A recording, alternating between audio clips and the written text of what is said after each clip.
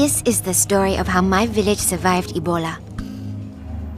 Bats brought the tiny Ebola germs, too small to see, so small, yet so dangerous. Without realizing, Grandfather rubbed a little blood in his eye. Ebola germs came into his body.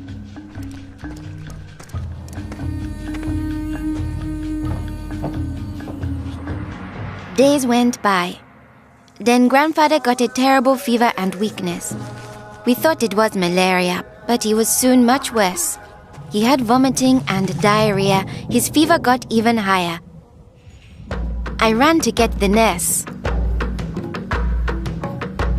But Grandfather had already died. I was heartbroken.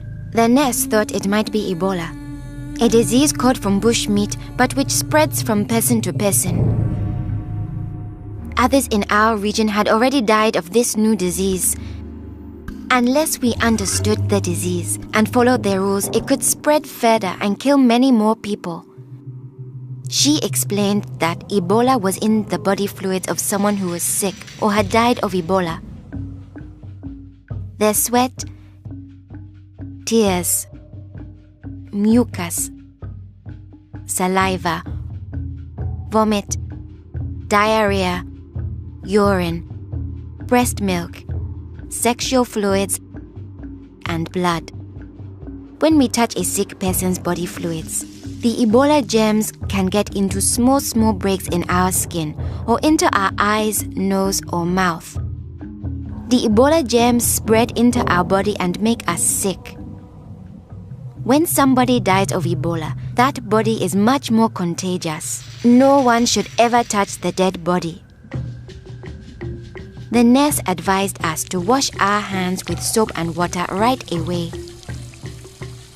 She contacted the trained burial team to help us bury Grandfather's body safely. The burial team came. They comforted us and explained what they had to do to protect us. The team wore protective clothing that kept them safe from the dangerous germs.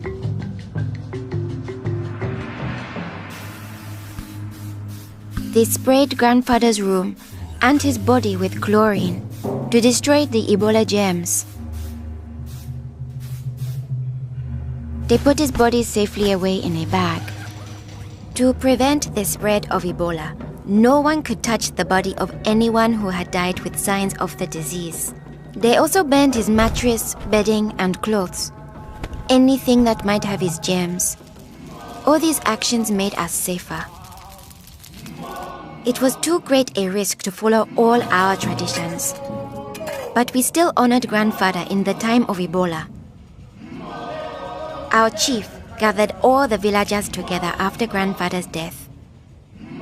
He explained that it's natural for us to fear Ebola, but if we trust in our health workers and follow their rules, we could stop the disease. The nurse explained to us, when a person has symptoms such as fever, don't touch them. Get them to the treatment center right away. They will have the best chance of surviving and they won't spread Ebola. She advised us to wash our hands with soap and water many times a day. The whole village agreed to follow these rules. Since we all had close contact with Grandfather, we were at risk of getting Ebola. We had to stay home. A health worker visited us every day to see whether we had fever or signs of sickness. We would show signs within 21 days if we had Ebola.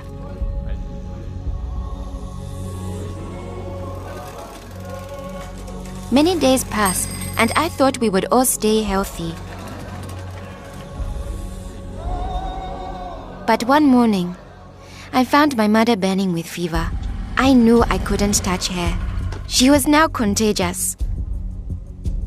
My father came in. He told me he was taking my mother away to our uncle's house in the nearby village.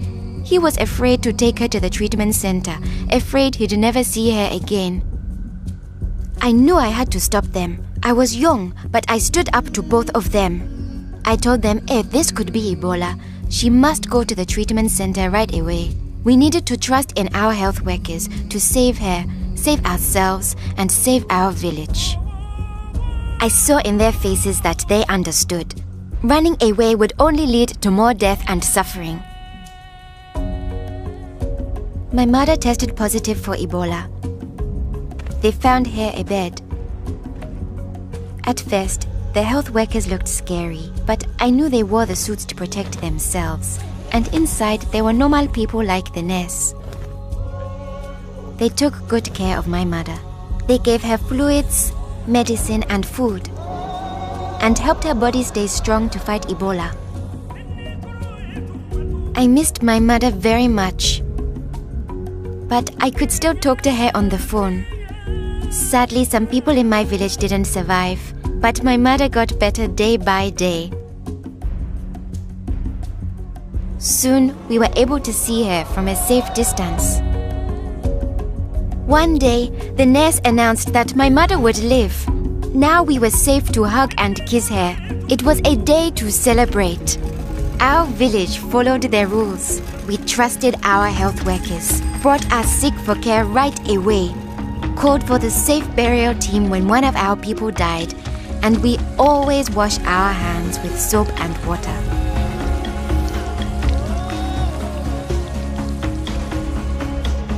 Our village survived Ebola.